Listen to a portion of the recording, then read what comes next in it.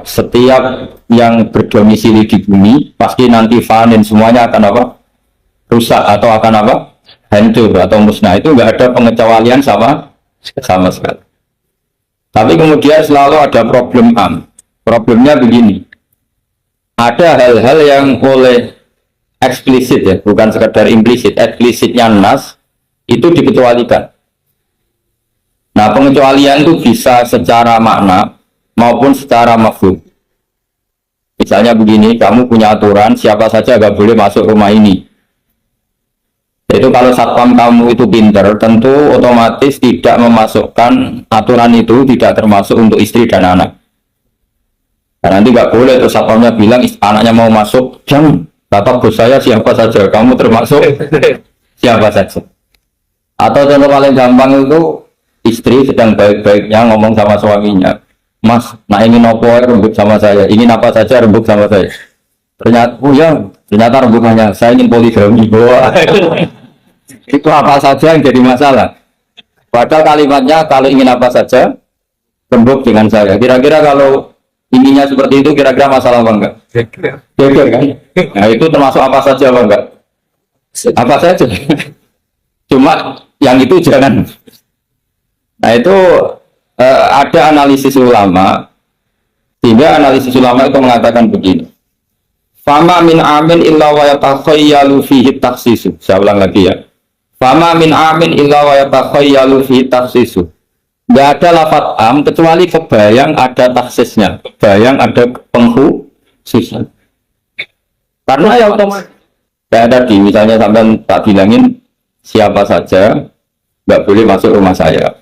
Tentu ada koridor hukum baik yang dipahami secara implisit maupun secara tatanan sosial bahwa itu tentu maksudnya itu orang lain. Jadi kalau gurunya, orang tuanya, anaknya, istrinya tidak akan masuk kaidah itu. Misalnya ya ayyuhalladzina amanu la tadkhulu buyutan nabi illa yudana lakum. Wahai orang-orang yang beriman jangan masuk rumahnya Nabi kecuali dapat izin. Tentu ayat itu bukan untuk Sayyidah Aisyah, bukan untuk Hasan Husain, bukan untuk Sayyidina Ali, bukan untuk Sayyidah Fatimah, karena mereka orang-orang yang otomatis boleh keluar apa? Makanya itu nggak gampang ya, menyimpulkan hukum dari Al-Quran nggak gampang. Misalnya gini, wa ahallallahu bi'a, Allah menghalalkan jual beli. Tentu nggak pernah kebayang termasuk di situ adalah jual beli narkoba, jual beli yang menipu, jual beli yang merugikan orang. Jual beli ini contoh yang parah lagi ini, provokator ini. Jual beli orang itu lah. Nah. Tidak bisa kamu terjemah gini, Allah menghalalkan jual beli apa saja. Karena apa saja ini bahaya untuk kasus-kasus yang diharamkan Allah SWT. Nah, pengecualiannya gimana caranya? Pengecualian cara berpikir gini, yang dihalalkan Allah pasti yang baik. Jadi terjemahnya Allah menghalalkan jual beli yang. Jadi makanya disebut di sini fama min amin illa wa yatakhayyalu fi takhsis. Tidak ada am kecuali prakteknya tetap ada takhsis. Misalnya gini, as-sholatu khairun mawdu'un fa'aksir aw aqillah. Sholat itu selalu baik. Maka silakan kamu memperbanyak sholat atau pas-pasan aw aqillah. Misalnya sholat sunnah.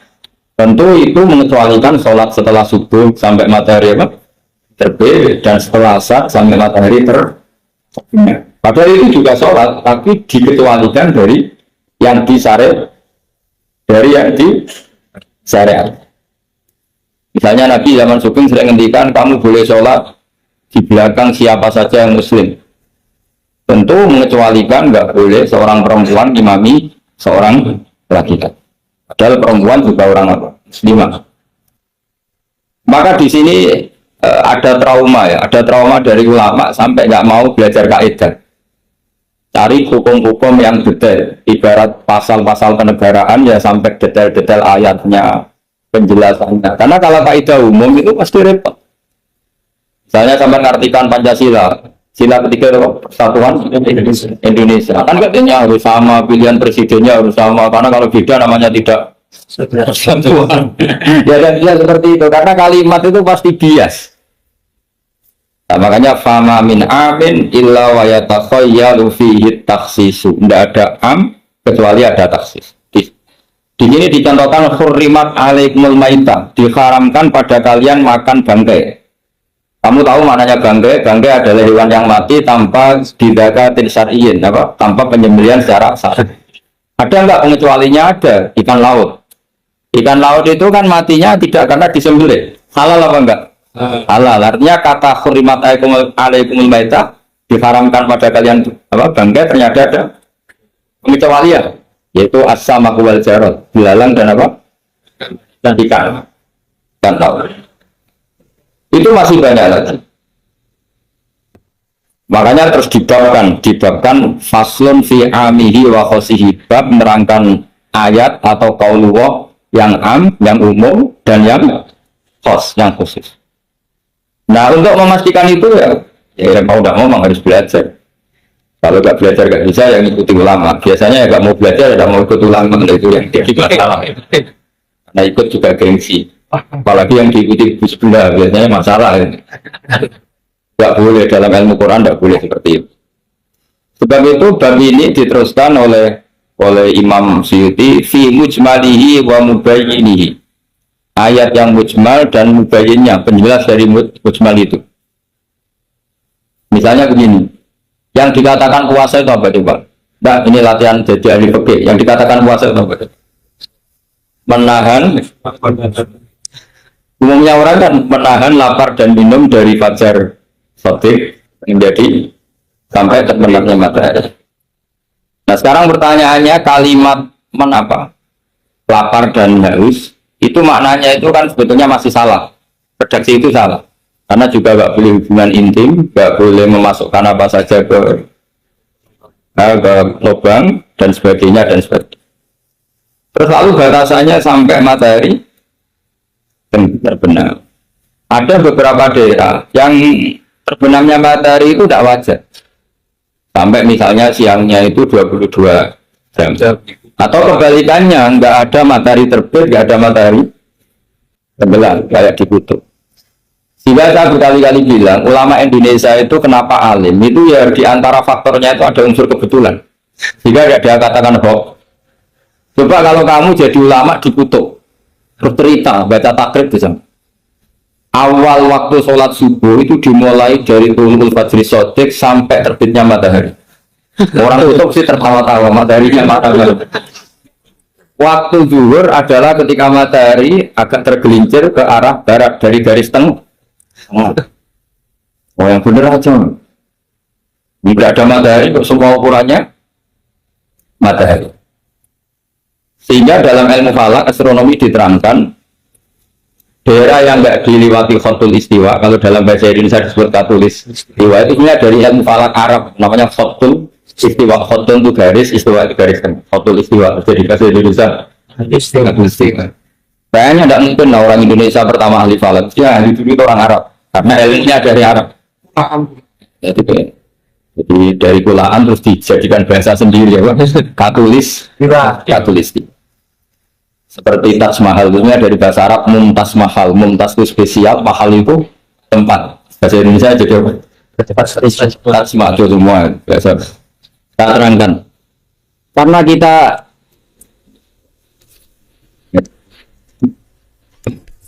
kita ngaji di Indonesia. Kebetulan Indonesia termasuk daerah di riwayat apa? Katulistiwa. Sehingga waktu kita normal, kerennya ya 12 sama berapa? 12. Nanti ada masalah itu, misalnya kamu tadi di kutub, lalu puasanya gimana? Apa dikonversi, tetap polanya 16 jam, berkonversi per antar sholat itu kira-kira berapa jam? Harus saja misalnya kamu sudah zuhur jam 12, ya trennya asarnya ya jam 3. Kan nggak mungkin habis zuhur jam 12, asarnya jam 1. Karena polanya tafawutnya antara zuhur dan asar itu 3 jam. Setelah zuhur sama asar sama maghrib polanya juga 3 jam. Maka yang seperti ini mau tidak mau harus ada pengecualian. Ketika Rasulullah misalnya ngendikan waktu asar itu hina yakunu bil syah mislahu terus wa qalilan gitu. Waktu asar dimulai bil syah mislahu, jadi kalau sesuatu 1 meter bayangannya 1 meter, pas lebih sedikit itu berarti sudah waktu asar. Kan gitu ukuran dulu kan nggak pakai jam ya, terus habisnya waktu asar setelah matahari terbenam. Tentu dawuhnya Nabi seperti itu momentumnya di mana? Di daerah yang dilewati khatul istiwa. Karena yang tidak dilewati khatul istiwa tidak mengalami ada matahari terbit terbenam dari zawal syams. Makanya tadi isma min amin illa wa yatakhayyal fi takhsis, sudah ada tidak ada kaidah umum kecuali sebetulnya pasti ada khusus. Ya kayak tadi. Mas dulu pengen gue tak dukung. Wah sih gue itu ya aku kan wajah tak kalau mau minat. Padahal kalimatnya apa saja. Tapi jangan lagi-lagi tentang itu. Kamu nggak bisa tentang apa saja. Oh, seorang goblok kepahaman itu malah masalah besar. Sehingga di Quran itu selalu ada seperti itu. Misalnya ya sama lah, misalnya nikahi perempuan siapa saja yang kamu cintai. Ya tentu cinta yang kamu cintai itu tidak memasukkan ibu dan adik, karena itu mahram apa? Pasti ada orang pasti paham. Boleh menikahi perempuan siapa saja yang kamu cintai, asal muslimah, asal sholat. Secara kaidah asal muslimah, asal sholat kan memasukkan ibu dan saudara kandung atau adik kandung. Tapi kan nggak kebayang dalam nikah seperti itu. Jadi otomatis ada istisna. Makanya ini perlu dicatat ya, makanya jangan sering dalil ayatnya begini berarti memasukkan apa saja, tidak bisa. Isma min amin illa wa yatakhayyalu fihi takhsis. Tidak ada ayat umum kecuali prakteknya ada takhsis, ada kekhususan. Jelas ya? Apa saja? Saya gini, bohong itu haram. Ya pasti tidak semuanya. Ada bohong itu wajib. Ada perempuan sama begal mau diperkosa, terus sembunyi di rumah kamu. Kamu wajib jujur atau wajib bohong? Wajib jujur apa wajib bohong? Wajib bohong. Kalau kamu jujur namanya kebodohan. Pak, tahu itu orang itu nomor memiliki kalau jujur. Itu tidak jujur, itu goblok gitu. Ya ingat ya kaidahnya isma min amin illa wa yatakhayyalu fihi takhsis. Sudah itu ada dihafalkan, nanti sudah pintar sendiri. Apa? Isma min amin illa wa yatakhayyalu fihi takhsis. Sudah ada kaidah umum kecuali di situ tersimpan taksis atau aturan-aturan khusus yang terkecualikan. Itu pasti itu otomatis. Karena nggak kebayang bahasa itu mewakili semua, itu nggak kebayang. Misalnya ada pembantu mesti dibilangin gini sama penyalurnya, ya kalau disuruh majikan apa saja turutin ya. Disuruh melayani saja atau turutin, terus melayani diranjang ya, takut balam mau minum. Tetap nggak bisa, kayak lafaz itu nggak bisa. Kalau majikan kamu ingin apa saja turutin, tentu tidak memasukkan hal-hal yang dilarang.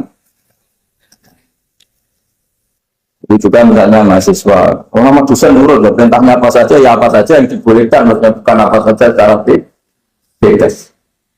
Nah itu di Quran juga gitu, kalau ada ayat apa saja ya sih pasti ada apa taksis, ya jelas dari mamin amin illa wa yatakhayyalu fihi taksis. Juga susah sekali cari umum yang tetap maknanya. Sekarang misalnya pertanyaannya lagi, ini ada beberapa kaidah. Qad yaqa'u tabyin muttasilan mafhum minal fajr ba'da qawli al-khaytul abyad minal khaytil aswad. Ini lebih susah lagi. Lebih banyak gini. Di Quran itu ada beberapa lafaz yang maknanya itu tidak semestinya. Saya ulang lagi, di Quran itu ada beberapa lafaz yang maknanya itu dari awal tidak semestinya.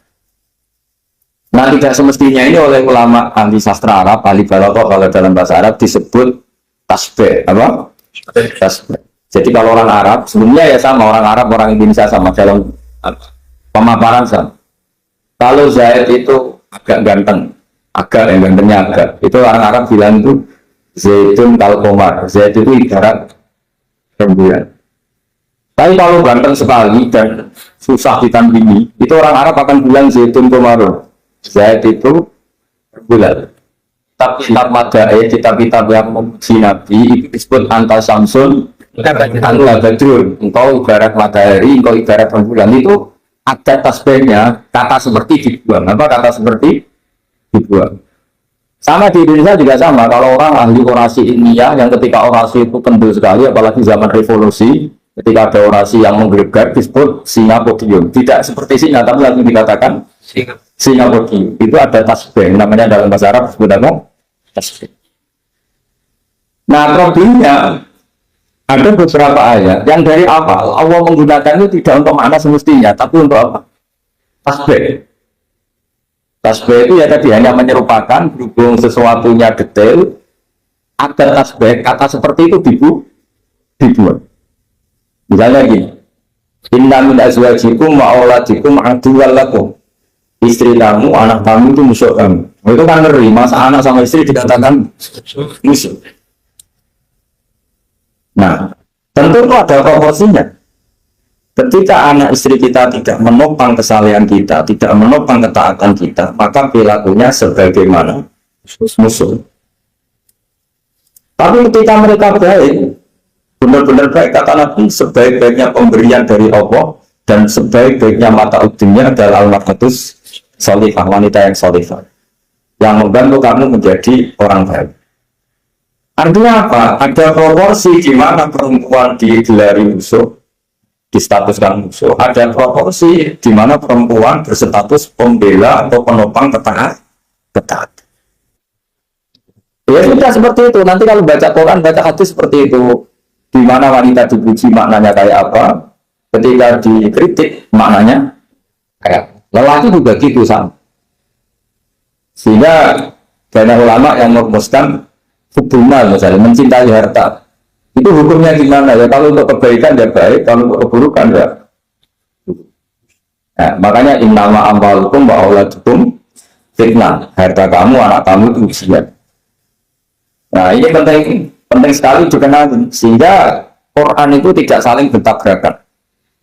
Ya, Quran itu tidak saling bertabrakan. Di ayat ini perempuan dipuji, di ayat ini perempuan dikritik. Misalnya tadi innam azwajikum wa auladikum aduwwal lakum, tapi ada ayat fasholihatu qanitatun hafidhatul lil ghaibi bima hafidhallah. Perempuan itu luar biasa, penjaga kedamaian, penjaga kehormatan, itu luar biasa dipuji. Ya tentu dalam konteks yang layak dipuji. Kalau sedang dikritik ya dalam konteks yang layak. Ujian ini bukan cek kosong tanpa pengecualian. Dihujat atau dikritik juga tanpa cek kosong tanpa pengecualian. Lagi-lagi kaidahnya isma min amin illa wa yatasayyalu fihi takhsis. Tidak ada lafaz umum kecuali di situ terbayang ada ya jelas ya. Jadi nah kemudian kekhususan itu gimana? Kalau dalam ilmu fikih disebut menghilangkan masodak. Masodak itu pokoknya ini tak pakai bahasa asli, biar nanti habis ngaji itu keren. Ini pasti pakai bahasa asli yang di usul fikih. Masodak itu satu nama yang mencakup sesuai kriteria definitif kalau dalam bahasa inteleknya. Misalnya ini coba pegangin. Ini yang dikatakan tangan ini sampai ini kan. Ini semuanya tangan. Nah ini namanya mujmal. Kata Rasulullah misalnya kalau kamu wudhu, basuhlah tangan kamu. Tapi secara sanad kita sampai Rasulullah basuh tangan itu sampai sini saja. Ya kan? Itu di bab wudu sampai siku saja. Tapi sikunya basuh kan? Jelas ya. Padahal ini juga kan. Tapi di bab qat'u yadis sarik, di bab memotong tangannya pencuri, wasariqu faqta'u aydiyahuma, orang kalau mencuri dalam ajaran Islam atau negara Islam dipotong tangan. Segini apa segini? Sampai gelang kaki apa mata ini pergelangan apa sampai sini? Pergelangan. Padahal kalimatnya ya faqta'u aydiyahuma, maka potonglah tangannya. Tapi ternyata di bab potong tangannya pencuri di negara Islam hanya pergelangan, tapi di wudhu sampai sini. Kalau kamu tanya ukurannya apa, Gus? Ya ukurannya ngaji tadi.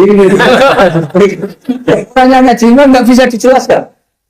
Kalau nggak paham jangan protes terus akhir. Ya sudah seperti itu. Apalagi misalnya di Quran disebut jika kamu tahallul dari haji maupun umrah, mukhallikina rusakum, itu lafadznya mukhallikina rusakum, memotong kepala. Masa setelah haji dibantai kan? Nah itu ruus di situ itu dengan makna apa? Rambut. Lalu pertanyaannya harus semua apa sebagian? Nah itu kan masalah. Nah itu namanya lafaz yang umum.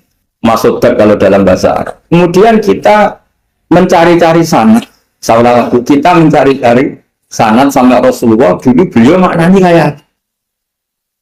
Ternyata Rasulullah kalau tahallul ada yang gundul, lontos, didoakan sampai 3 kali. Allah marhamil muhallikin. Sahabat pada usul. Wal muqassirin ya Rasulullah.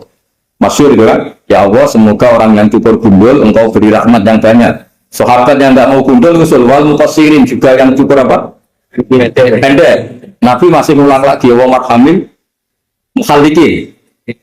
Mereka protes lagi wal muqassirin ya Rasulullah, tapi Nabi masih nggak mau ngendikan apa. Terus baru ketiga sudah disebut, baru yang terakhir bilang apa? Wal muqassirin juga yang cukur pendek. Lalu pertanyaan apa? Imam Syafi'i milih qadru'un mulatil asbuk, sekadar apa?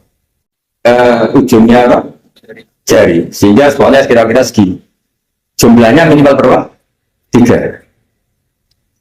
Nah, seperti itu mau nggak mau lafaz itu mujmal. Kita nggak pernah bisa tahu tanpa sanad ke Rasulullah Shallallahu Alaihi Wasallam. Karena Nabi yang punya otoritas litubayyina linnasi ma nuzzila ilaihi. Kamu Muhammad yang punya otoritas menjelaskan apa yang saya turun. Karena kalau tanpa Nabi tidak bisa. Misalnya Allah hanya menghentikan wa yuqimuna sholat. Orang baik adalah yang mendirikan sholat. Jumlah rakaatnya kamu tahu tanpa Nabi. Tidak tahu kan mana yang wajib, mana yang sunat juga enggak. Makanya ketika ada orang mau belajar sholat sama Nabi, kata Nabi sudah di sini aja nginep. Terus kamu sholat terus di belakang saya. Setelah 3 hari nginep, Nabi ngajarinya begini dok, solo kamaru itu mumi, ya sudah niru saya. Jadi Nabi nggak pernah ngajar kayak di kampus-kampus nulis. Nerangin itu enggak. Kalau ada orang belajar sholat, ya Rasulullah saya ajarin sholat sebagaimana sholat engkau. Ya sudah nginep di sini 3 hari, kamu sholat di depan. Ya sudah, terakhir mau boyong, Nabi hanya ngendikan solo kamar itu di ya sudah kamu sholat PS. Ketika musim haji juga gitu. Orang disuruh haji, kata Nabi, apa saja yang saya lakukan dilihat ya. Ya Rasulullah. Setelah selesai haji, tapi ada ngendikan lita khudhu anni manasikakum, lita khudhu anni manasikakum, ya sudah kamu mengambil cara ibadah haji dengan melihat saya.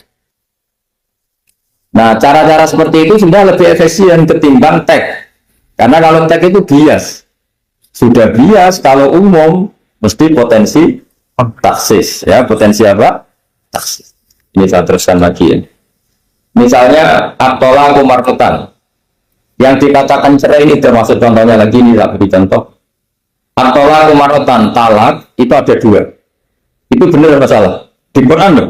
Talak ada 2 benar masalah. Cara fikih salah, karena menurut fikih talak 3. Ya saya ulang lagi ya, di Quran kan saya at-tolatu marrotan, tolak itu 2. Salah benar? Salah secara fikih, karena secara fikih tolak itu 3. Maka cara memahami gimana? At-tolatu marrotan, talak itu hanya 2 dalam konteks yang boleh kembali. Karena setelah 3 itu nggak boleh kembali lagi sampai si istri dirasakan orang lain. Namanya kontal. Salil. Nah, akhirnya orang ulama itu mulai trauma, memahami ayat mulai trauma. Traumanya karena setiap satu kalimat atau satu frase atau satu qadiyah dalam bahasa Arab itu mesti duduknya beda-beda, duduk perkaranya beda-beda. Di bahu tangan itu sampai siku. Di akot ulah disarik memotong tangan betul ya sampai tulang. Ya sudah, kalau tanya cara tahu gimana yang ngaji itu nggak bisa itu jelasin. Apalagi sebulan sekali gini wah bangga. Nggak ngaji puluhan tahun saja nggak mesti alim, apalagi sebulan sekali. Makanya itu bisa dipakai alasan. Kenapa ada alim? Kan sebulan sekali. Jadi kalau ada alim, kenapa? Sebulan sekali. Itu masalahnya kufran, mau ngajar tiap hari. Ya jadi jelas ya. Jadi semua itu ada proporsi. Misalnya ada ayat lagi la tudrikuhul absar. Keyakinan orang mukmin nanti surga itu lihat Allah apa enggak? Keyakinan orang mukmin yang hadir di sini. Melihat ya. Tapi ada ayat la tudrikul absar. Allah itu tidak bisa tersentuh, bisa diliput oleh pandangan mata. Padahal di sebagian ayat wujuhu yauma idzin nadhirah ila rabbiha nadhirah, orang-orang baik adalah wajahnya apa bersinar, nadhir itu maknanya bersinar pakai dot, ila rabbiha nadhirah, dan wajah-wajah itu nanti melihat Allah. Akhirnya yang pakai dot ya. Jadi kalau pakai dot itu apa?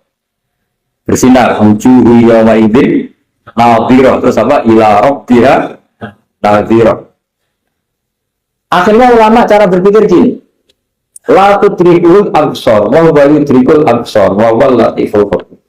Meskipun kita melihat Allah itu tidak mungkin ikhafah. Ikhafah itu terus paham detail. Ya, paham apa? Detail. Karena bagaimanapun Allah itu qadir. Qadir itu lain takayaf. Enggak kebayang. Apapun hebatnya kita, perangkat kita ini semuanya profan, semuanya hadis. Sementara Allah adalah zat yang tidak terbang. Sehingga ya sudah, kita tidak akan melihat secara utuh, secara sempurna sampai kita paham. Tapi seperti itu sudah bisa dikatakan melihat. Paham ya? Misalnya Anda melihat Merapi dari jauh, sudah bisa dikatakan melihat. Tapi jangan disuruh detail, pohonnya apa saja. Berapa ribu? Nah itu kan nggak ngerti barunya seperti itu. Jadi la tudrikul absar ada makna khususnya, yaitu sampai menguasai, sampai memahami. Ila rabbiha nadhirah, ya melihatnya sampai apa sih kira-kira? Ya sudah seperti itu. Makanya semua kalimat ketika semua ulama, semua kalimat itu proporsional. Kamu bilang mencintai istri, sama ibu ya bilang mencintai, sama teman yang kamu tahu yang mencintai. Lalu makna mencintai itu gimana tuh Pak? Mencintai ibu ada maknanya sendiri, mencintai istri ada maknanya sendiri, mencintai simpanannya yang repot. Itu maknanya juga sendiri lagi. Mencintai teman sendiri lagi. Mencintai uang maknanya ya semuanya dengan kata mencintai. Misalnya orang mukmin disebut walladzina amanu asyaddu hubbalillah, orang mukmin itu sangat mencintai.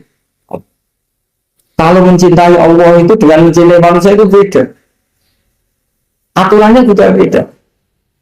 Kata para ulama, kalau Allah itu suka kalau dimintai. Tapi kalau kamu mencintai seseorang, kamu sering minta, wah itu status dalam minta. Jadi Allah itu suka apa? Allah yakhdutu intarot tasu'alahu wa banu adama yakhdut. Jadi Allah yakhdut intarot tasu'alahu. Allah justru tersinggung kalau orang yang mencintai dia kemudian tidak sering-sering minta. Kalau Bani Adam semakin sering dimintain malah nafsu, malah tersinggung, malah capek. Jadi sama-sama kalimatnya juga mencintai. Nah bayangkan Quran itu seperti itu. Min awali hatta akhiri, lafaz ini semua proporsional. Semua itu proporsional. Sehingga cara maknanya gimana ya tadi? Ada am, ada khos, ada mujmal, ada mutai. Makanya kita akan selalu berdebat, misalnya ya selalu, saya ulang lagi, selalu berdebat. Madhab kiblat itu sebetulnya harus persis akan ya tadi saya seperti ngaji saya kemarin. Kalau dalam konteks Indonesia asal kelihatan ke barat ya sudah kecelok madhab apa? Kiblat. Karena kalau detail, saya ulang lagi, kalau detail berarti semua masjid maksimal luasnya hanya 18 meter. Karena Ka'bah diameternya hanya 18 meter. Sekali yang di ujung sana, oh pasti melencengnya jauh. Jangan-jangan yang melenceng pas imamnya mau. Karena kalau Ka'bah 18 meter yang ujung sana, berarti imam yang di sini oh bisa sampai Ethiopia ya. Iya kan? Nah, itu kalau harus detail juga Ka'bah orang sholat harus cekung. Nah kalau cekung bisa menuju ke satu titik. Dari mana ada ajaran masjid tahu? Cekung. Maka seperti itu dari awal Allah tidak menghentikan Ka'bah. Soal lima jaga syatrul Masjidil Haram. Syatrul itu nahwa. Ya sudah, yang penting kamu menghadap ke arah Masjid Haram, bukan ke Ainal Masjidil Haram yang dekat. Jadi syatrul itu nahwa itu ya pokoknya ke sana. Nah itu yang dimaksud yuridu bikumul yusra wala yuridu bikumul usra. Agama ini gampang, kenapa jangan kayak birokrat tertentu, kalau bisa sulit kenapa dipermudah? Karena banyak kepentingannya. Ya terus saya teruskan lagi. Ini contoh-contoh. La tud uhillat lakum bahimatul an'ami illa ma yusla alaikum. Ada lagi wa aufu bi ahdi ufi bi ahdikum. Ini contoh-contoh yang disebut oleh Imam Suyuti. Walillahi 'alan nasi hijjul bait. Maksud beliau dengan contoh-contoh itu begini ya. Misalnya kuluman aliyafan, semua ini kalau kiamat nanti rusak semua. Pertanyaannya gini, Gus, lalu panitia kiamatnya gimana? Misalnya Israfil yang masuk jadi panitia kiamat itu kan Israfil kan sekarang sudah pegang apa? Kalau trompet pertama malam itu guncang terus trompetnya cebrok baru separuh itu terus gak jadi kiamat. Maka ulama mikir ini yang ya sudah lah kecuali panitianya gitu. Karena kalau ini panitianya ikut boleh apalagi itu kuat trompet sama mana itu belum selesai kiamat kalau kita apa jatuh. Bayangkan kan kalau niupnya dari atas jatuhnya di Kaliurang. Oh, begitu dekat Mbak Marijan susah nyarinya. Makanya ulangkan kuluman aliyafan itu ada pengecualiannya. Misalnya kecuali panitia. Ya. Sehingga di Quran itu ada pembenaran pengecualian itu, yaitu ada ayat wa yahmilu arsya rabbika fawqahum yauma idzin samaniya. Jadi wa yahmilu lan gowo arsya rabbika arasy pangeran sira. Fawqahum kang pangeran sak dhuwure para malaikat. Sapa samaniyatun malaikat wa. Jadi ketika kiamat dahsyat itu masih ada malaikat 8 yang masih happy, masih santai saja. Karena dia panitia. Ini kalau sampai makanya masyhur. Ya itu kan jadi yauma idzin wa yahmilu arsya rabbika fawqahum yauma idzin. Di hari kiamat itu ada malaikat yang masih enggak rusak, yaitu termasuk 8 malaikat panitia. Ya. Ya. Maka Israel itu semoga ikut ngaji di sini Israel itu. Israel itu kacaunya itu dia tahunya itu terlambat masyhur. Setelah orang mati semua nanti di kiamat. Kamu sudah tahu sudah mati. Ini saya tahu ya di kita. Kalau mati semua, aku tanya, sudah mati semua, sudah Gusti. Sudah semua, sudah. Masih satu, mana Gusti tak copok nyawane. Kamu. Wah setelah itu Israel sudah takut sendiri nyawa kamu itu kesakitannya masuk. Tapi dia sekarang belum tahu kalau itu sakit belum tahu sekarang. Makanya semoga dengarin supaya tahu. Orang sakit, gimana sakit Gusti sakit. Terus Israel bilang gini, kalau saja saya tahu kalau dicabut nyawa itu sakit, saya tidak main coba ternyata sakit. Pakai cara apa saja. Jadi dia itu nanti, misalnya nanti, sekarang belum tahu, makanya terus masih main itu sakit aja. Jadi malaikat Israel ya itu tadi, maka tetap ada pengecualian. Karena kalau nggak ada pengecualian kita kiamat semuanya rusak lalu. Nah terus ulama menambahkan lagi surga dan neraka. Surga dan neraka itu juga termasuk ketika kiamat nggak ikut rusak. Karena kalau rusak, lalu nanti orang-orang ini kampung di mana? Kamu tahu kan para nabi sekarang posisinya di mana? Surga. Para syuhada, kalau ini ikut rusak, konstruksinya kan kacau semua. Jadi para syuhada, utamanya para nabi kan dijamin sudah di surga sekarang, enak-enakan. Surga nikmat. Kemudian ada kiamat gua hancur lagi. Berarti kalimat surga enak-enakan dan keliru. Maka ada pengecualian lagi termasuk surga kan. Nah itu fama min amin illa wa yatasawwanu fihi khasis. Ya ini makanya ini pentingnya ngaji ulumul Quran ya. Bagaimanapun UI itu didirikan para ulama. Mulai dari ulama NU, Muhammadiyah semuanya. Itu yang mendirikan ya Kiai Haji Wahid Hasyim, Mas Mansur dari Muhammadiyah semuanya. Harusnya sekarang selalu punya ulama harusnya. Kalau tidak bisa harusnya ya akhirnya kontrak ulama itu kan. Ulama kok kontrakan itu aneh-aneh. Makanya harusnya itu punya kader sendiri. Ini yang guru-guru PAI ini yang maksud. Insya Allah. Ya saya teruskan lagi.